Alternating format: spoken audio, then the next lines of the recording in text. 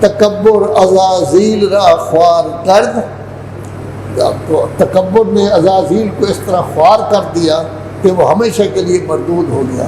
ہم اس پر لعنت کرتے ہیں، ہم اس کے خلاف بولتے ہیں۔ اگر ہم میں بھی یہی تکبر پایا جائے، تکبر ہر چیز کا ہو سکتا ہے۔ اگر کسی کے پاس مال و دولت کے انبار نہیں ہیں لیکن ماشاءاللہ علم موجود ہے، وہ کہتا ہے میں مجھ جیسا کون عالم، اس کو بھی تکبر کہیں گے۔ ایک ہمارے عزیز آئے تھے، استاد العلماء مولانا محمد یار شاہ صاحب اللہ آئے ہوئے تھے ملنے کے لیے۔ وہ ہمارے ایک قسم کے چچا زاد بھائی بنتے تھے۔ وہ ڈاکٹر تھا، بڑے پیسے والے تھے، زمیندار تھے، ان کی کافی زمینیں تھیں۔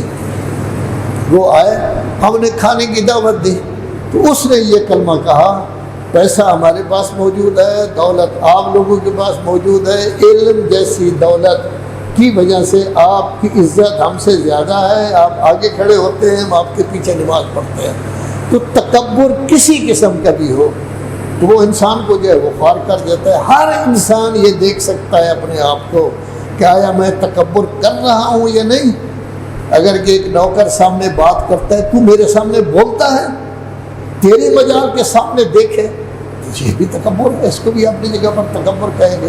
تو پہلا شیطان متکبر تھا، اب جو بھی متکبر ہوتا جائے گا اللہ تبارک و تعالیٰ اس کو ذلیل و خوار کرتا جائے گا۔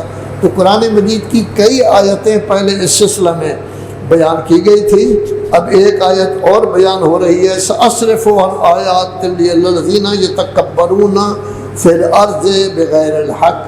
تفصیل کے ساتھ ہم نے قرآن مجید کی آیتیں بیان کی ہیں ان لوگوں کے سامنے جو حق کے مطابق نہیں چلنا چاہتے، کیوں ان میں تکبر پایا جاتا ہے۔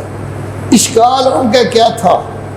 اشکال کیا تھا؟ ابو سفیان تجارت کے لحاظ سے حبشہ جاتا ہے، حبشہ کا سربراہ اس سے پوچھتا ہے کہ وہاں ایک آدمی ہے کہ اس نے نبوت کا دعویٰ کیا ہوا ہے، وہ کس طرح کے قبیلہ سے تعلق رکھتا ہے؟ کہتا ہے بڑا معزز قبیلہ ہے، اس کی اپنی روش کیا ہے، بہت اچھا آدمی ہے، کبھی کسی کو تنگ نہیں کیا، سچا ہے، وہ کس طرح لوگوں کے ساتھ بیٹھتا ہے، عام جیسے لوگ ایک دوسرے کے ساتھ بیٹھتے ہیں اسی طرح وہ بیٹھتا ہے۔ اس نے پھر پوچھا کہ سنا ہے کہ کچھ لوگ اس کو مانتے ہیں، وہ اس کی عزت کرتے ہیں۔ کہنے لگا وہ اتنی عزت کرتے ہیں کہ اس کے وضو کا پانی وہ نیچے نہیں جانے دیتے، وہ اپنے ہاتھ میں یہ بھی لے رہا ہے، یہ بھی لے رہا ہے، یہ بھی لے رہا ہے، بس کر رہے ہیں، اپنا منہ دھو رہے ہیں، یہ کر رہے ہیں، وہ کر رہے ہیں۔ تو کہا پھر کیوں نہیں مانتے آپ اس کو؟ کہا اصل بات یہی ہے کہ اس کے ساتھ ہماتڑ ساتھی ہیں، آوارے یہ جو ہوتے ہیں، غریب غربا جن کو پوچھنے والا کوئی نہیں، کوئی کام کا بندہ اس کے ساتھ نہیں، اس کو کہتے ہیں تکبر۔ اب اس نے یہ نہیں کہا کہ میں افضل ہوں، لیکن یہ کہا ہے، حتیٰ کہ کئی انبیاء کے متعلق یہ کہا گیا ہے، ہم اراذلنا فی بادی الرائے، منہ کا ساتھ دینے والے ذلیل قسم کے عام لوگ ہیں۔ جب یہ خیال کرتا ہے جس مٹی سے تو پیدا ہوا ہے اسی سے وہ بھی پیدا ہوا ہے، جس قطرہ سے تو پیدا ہوا ہے وہ بھی اسی سے پیدا ہوا ہے، پیڑ سے تو پیدا ہوا ہے وہ بھی اسی سے پیدا ہوا ہے، ماں کے دودھ سے تو نے بھی دودھ پیا ہے، تیری پرورش ہوئی ہے، ماں کے خون سے بھی بنا ہے، وہ بھی اسی طرح کا ہے۔ تو پھر وہ کیسے ذلیل ہو گئے، آپ کیسے امیر ہو گئے؟